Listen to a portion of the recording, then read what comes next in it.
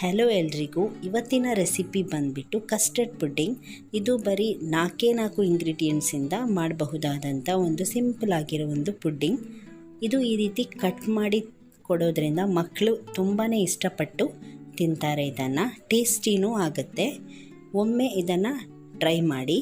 ಇದನ್ನು ಹೇಗೆ ಮಾಡೋದಂತ ನೋಡೋಣ ಬನ್ನಿ. ಮೊದಲಿಗೆ ಒಂದು ಅರ್ಧ ಲೀಟರ್ನಷ್ಟು ಹಾಲನ್ನು ಕುದಿಲಿಕ್ಕೆ ಇಡಿ. 500 ml ಹಾಲು ತಗೊಂಡಿದ್ದೇನೆ ಇಲ್ಲಿ.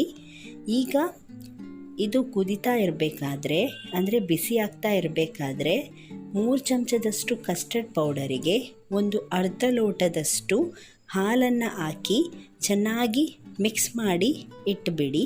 ಗಂಟಿಲ್ದಂಗೆ ಮಿಕ್ಸ್ ಮಾಡಬೇಕು. ಅದನ್ನು ಯಾವುದೇ ಒಂದು ಗಂಟಿರಬಾರ್ದು, ಇಲ್ಲಾಂದರೆ ಅದು ಚೆನ್ನಾಗಾಗಲ್ಲ. ಅದಕ್ಕೋಸ್ಕರನೇ ಮೊದಲೇ ಇದನ್ನು ತಯಾರು ಮಾಡಿ ಇಟ್ಕೊಳ್ಳಿ. ಈಗ ನಿಮಗೆ ಎಷ್ಟು ಬೇಕು ಅಷ್ಟು ರುಚಿಗೆ ತಕ್ಕಷ್ಟು ಸಕ್ಕರೆಯನ್ನು ಹಾಕ್ಕೊಳ್ಳಿ. ನೀವು ಬೇಕಿದ್ದರೆ ಕಂಡೆನ್ಸ್ಡ್ ಮಿಲ್ಕ್ ಮೇಡ್ ಸಿಗುತ್ತಲ್ಲ, ಅದನ್ನು ಹಾಕ್ಕೋಬೋದು. ರುಚಿ ಜಾಸ್ತಿ ಆಗುತ್ತೆ ಅದನ್ನು ಹಾಕೋದ್ರಿಂದ. ಈಗ ಬಿಸಿ ಆಗ್ತಾ ಇದ್ದಂಗೆ ಹಾಲು ಕುದಿಲಿಕ್ಕೆ ಮೇಲೆ ಬರ್ತಾ ಇದ್ದಂಗೆ ಈಗ ಕಸ್ಟರ್ಡ್ ನೀವು ಮಿಕ್ಸರ್ ಏನು ಮಾಡಿಟ್ಟಿದ್ದೀರಾ ಅದನ್ನು ಹಾಕಿ ಚೆನ್ನಾಗಿ ಮಿಕ್ಸ್ ಮಾಡ್ಕೊಳ್ಳಿ. ಕಸ್ಟರ್ಡ್ ಹಾಕಿದ ಮೇಲೆ ನೀವು ಕೈ ಬಿಡೋಂಗಿಲ್ಲ, ಅಂದರೆ ಅದನ್ನು ಮಿಕ್ಸ್ ಮಾಡ್ತಾನೇ ಇರಬೇಕು. ಅದಕ್ಕೋಸ್ಕರ ಇಲ್ಲಿ ಸಕ್ಕರೆ ನನಗೆ ಸ್ವಲ್ಪ ಕಮ್ಮಿ ಅಂತ ಅನಿಸ್ತು, ಅದಕ್ಕೆ ನಾನು 1-2 ಚಮಚ ಜಾಸ್ತಿ ಹಾಕ್ಕೊಂಡೆ. ಈಗ ಇದನ್ನು ತಿಕ್ಕಾಯಿತು ನೋಡಿ, ಸ್ವಲ್ಪ ದಪ್ಪ ಆಗುತ್ತೆ ಅದು ಕಸ್ಟರ್ಡ್ ಹಾಕಿದ್ಮೇಲೆ. ಹೀಗೆ ಕುದಿ ಬಂದಮೇಲೆ ಚೆನ್ನಾಗಿ ಮಿಕ್ಸ್ ಮಾಡ್ಕೊಳ್ಳಿ. ಅದಾದ ನಂತರ ಗ್ಯಾಸನ್ನು ಆಫ್ ಮಾಡಿ. ಈಗ ಇನ್ನೊಂದು ಸೈಡಲ್ಲಿ ಅಗರ್ ಸಿಗುತ್ತಲ್ಲ, ಚೈನಾ ಗ್ರಾಸ್, ಅದು 1 ಗ್ಲಾಸ್ ನೀರಿಗೆ ಚೈನಾ ಗ್ರಾಸನ್ನು ಕಟ್ ಮಾಡಿ ಇಲ್ಲಿ ಹಾಕ್ಕೊಂಡಿದ್ದೇನೆ. ಒಂದು 10 ನಿಮಿಷ ಹಾಗೇ ಇರಲಿ, ಅದನ್ನು ಹಾಗೇ ಇಟ್ಟುಬಿಡಿ.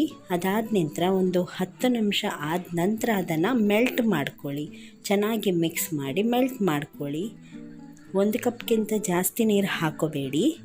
ಇದು 500 ml ಹಾಲಿಗೆ 8 ಗ್ರಾಮ್ನಷ್ಟು ಚೈನಾ ಗ್ರಾಸ್ ಕರೆಕ್ಟ್ ಆಗುತ್ತೆ. ಪರ್ಫೆಕ್ಟಾಗಿ ಕಟ್ ಮಾಡೋಕ್ಕೆ ಬರುತ್ತೆ ನಿಮ್ಮ ಪುಡ್ಡಿಂಗ್. ಹೀಗಾಗಿ ಚೆನ್ನಾಗಿ ಮಿಕ್ಸ್ ಮಾಡಿ ನೋಡಿ. ಮೆಲ್ಟ್ ಆಯಿತು ಇದು ಕಂಪ್ಲೀಟಾಗಿ. ಈಗ ಮೆಲ್ಟ್ ಆದದನ್ನು ಎಷ್ಟು ಸಾಕು ಆಗಿದ್ದು. ಈಗ ಆ ಮೆಲ್ಟ್ ಆಗಿರೋ ಚೈನಾ ಗ್ರಾಸನ್ನು ಸೋಸಿಬಿಟ್ಟು ಒಂದು ಚಾನಿಯಲ್ಲಿ ಸೋಸಿಬಿಟ್ಟು ನೀವು ಹಾಕಿಬಿಡಿ. ಯಾಕಂದರೆ ಏನಾದರೂ ಸ್ವಲ್ಪ ಉಳಿದಿದ್ರೆ ಚೈನಾ ಗ್ರಾಸ್ ಮೆಲ್ಟ್ ಆಗದೆ ಅದು ಅಷ್ಟು ಚೆನ್ನಾಗಾಗಲ್ಲ ಅದಕ್ಕೆ ಹಾಕ್ಕೊಂಡ್ರೆ. ಅದಕ್ಕೋಸ್ಕರನೇ ಈಗ ಇನ್ನೊಮ್ಮೆ ಮಿಕ್ಸ್ ಮಾಡಿ. ಇಲ್ಲಿ ಗ್ಯಾಸ್ ಆಫ್ ಮಾಡಿದ್ದೇನೆ ನಾನು, ಗ್ಯಾಸ್ ಆನ್ ಇಲ್ಲ, ಆಫ್ ಆಗಿದೆ. ಗ್ಯಾಸ್ ಆನ್ ಇರುವಾಗಲೇ ನೀವು ಹಾಕಿದ್ರೆ ಅದು ಒಮ್ಮೊಮ್ಮೆ ಹಾಲು ಒಡೆಯೋ ಚಾನ್ಸಸ್ ಇರುತ್ತೆ, ಅದಕ್ಕೆ ಅಷ್ಟೇ. ಈಗ ಇದನ್ನು ಒಂದು ಪುಡ್ಡಿಂಗ್ ಟ್ರೇ ಅಥವಾ ಪ್ಲೇಟ್ ಏನೂ ಆಗುತ್ತೆ ಅದಕ್ಕೆ ಈ ಥರ ಹಾಕಿಬಿಡಿ.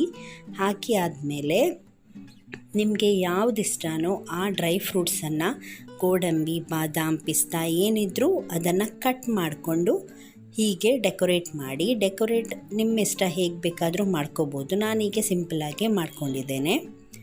ಈಗ ಇದನ್ನು 1 ಗಂಟೆ ಅಥವಾ 2 ಗಂಟೆ ನೀವು ಫ್ರಿಜ್ಜಲ್ಲಿ ಇಟ್ಬಿಡಿ ತಣ್ಣಗಾಗಲಿಕ್ಕೆ. ಅಂದರೆ ಕೋಲ್ಡ್ ಆದರೆ ತುಂಬಾ ಟೇಸ್ಟಿ ಆಗುತ್ತೆ, ಕಟ್ ಮಾಡೋಕ್ಕೂ ಬರುತ್ತೆ, ಸಟ್ಟಾಗುತ್ತೆ, ಒಳ್ಳೆಯದು.